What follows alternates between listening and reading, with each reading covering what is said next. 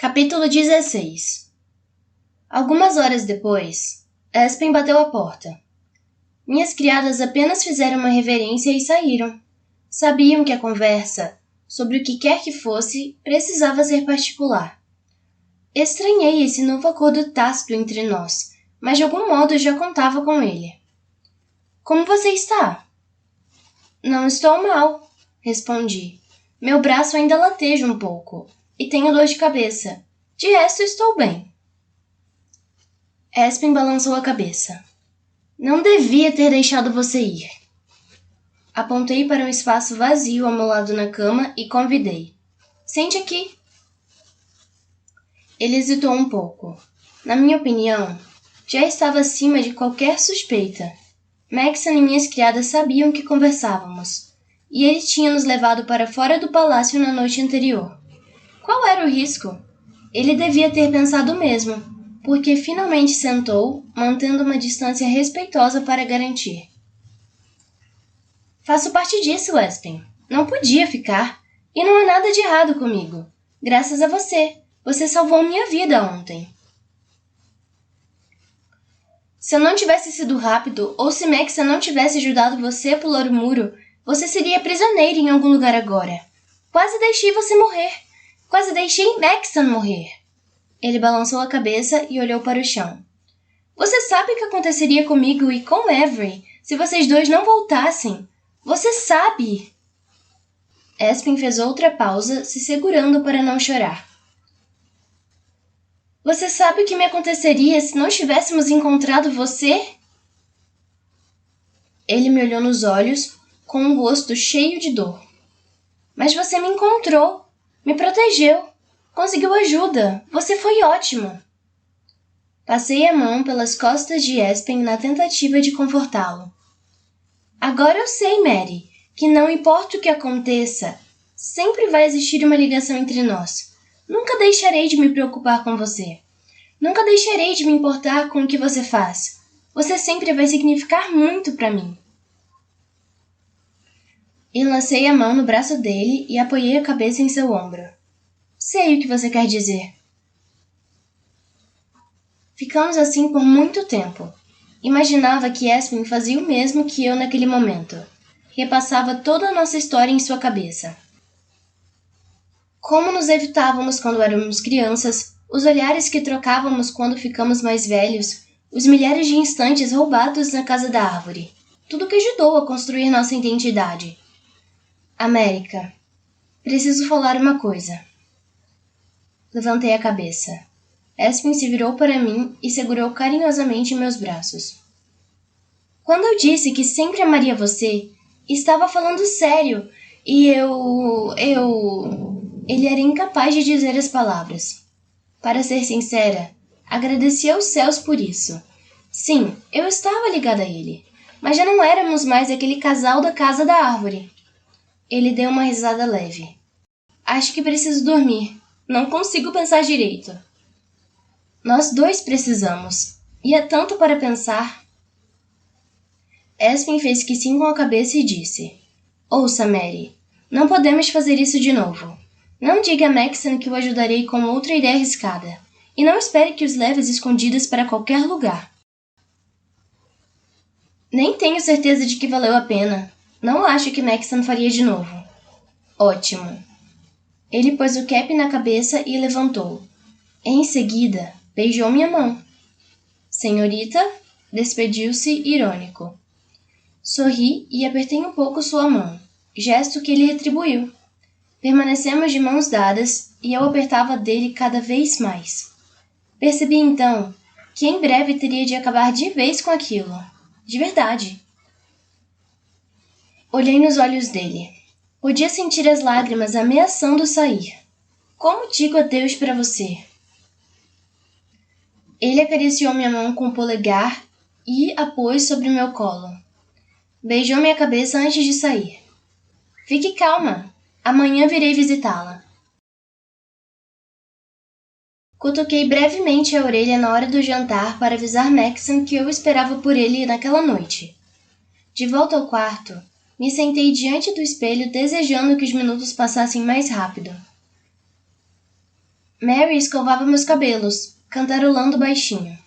Reconheci vagamente a melodia. Parecia algo que eu já tinha tocado em algum casamento. Quando eu cheguei à seleção, não via a hora de voltar para aquela vida. Queria de volta um mundo repleto de música que eu sempre amei. Porém, aquilo nunca tinha sido algo a que eu devesse me apegar. Não importava o caminho que minha vida tomasse daquele momento em diante. A relação entre mim e a música seria apenas nas festas, para entreter algum convidado ou uma maneira de relaxar nos finais de semana. Olhei no espelho e percebi que essa perspectiva não me deixava amargurada, não como eu pensava que deixaria. Sentiria saudades, mas a música era apenas uma parte do que eu era.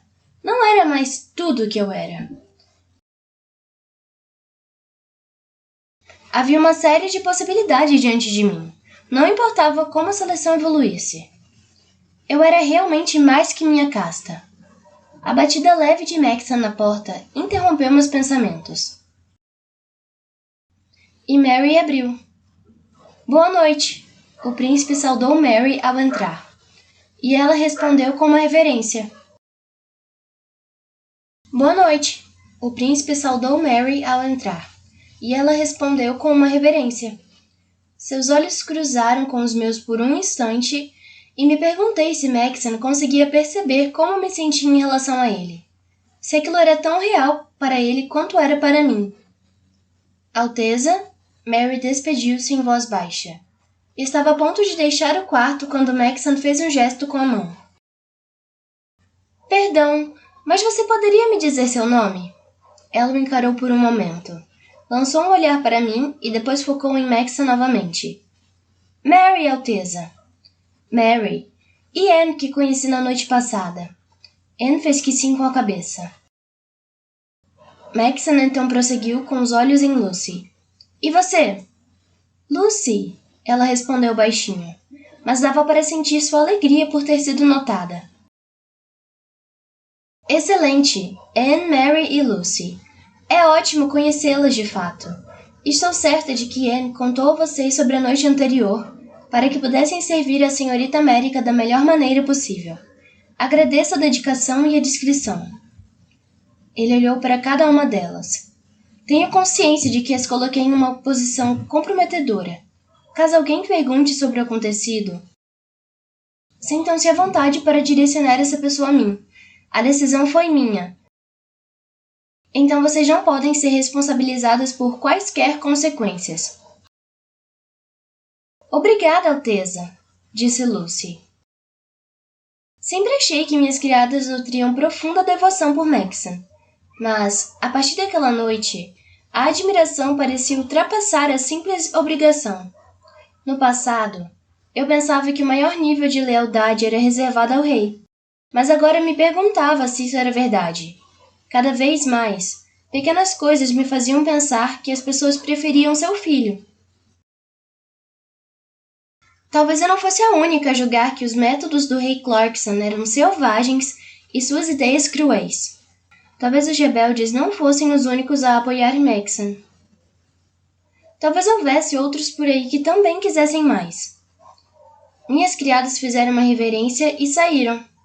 Maxon ficou de pé ao meu lado. O que foi isso, digo, querer saber seus nomes?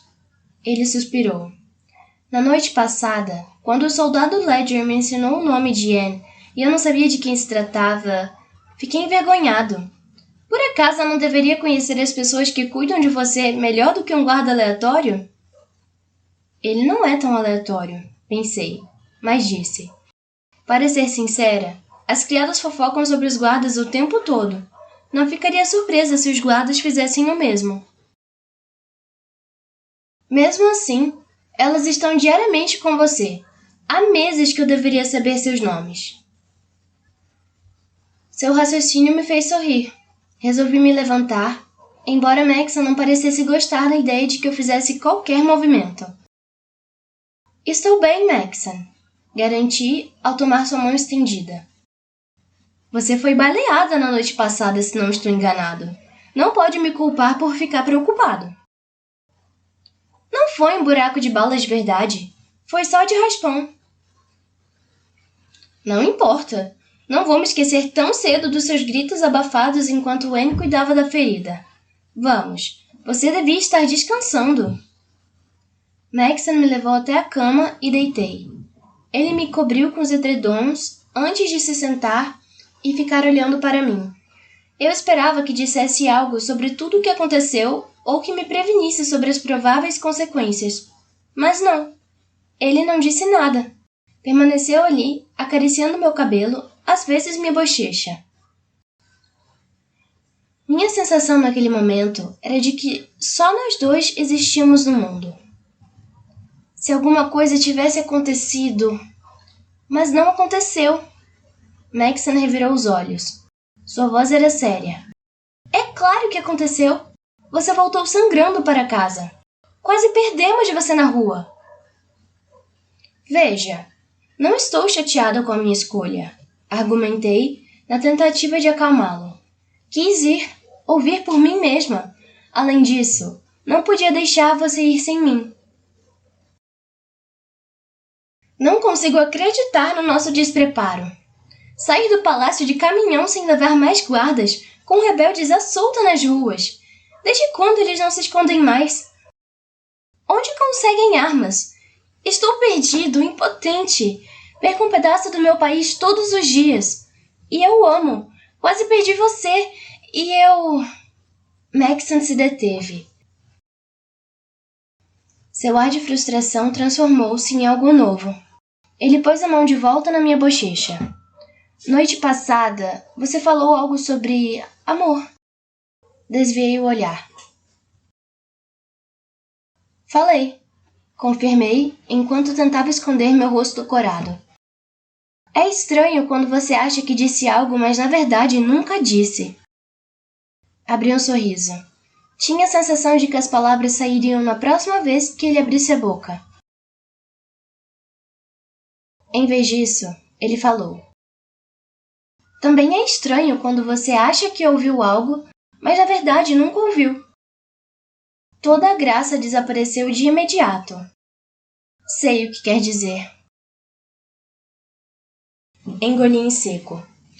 Ele parou de acariciar minha bochecha e segurou minha mão, consciente de que estávamos os dois assistindo a esses movimentos.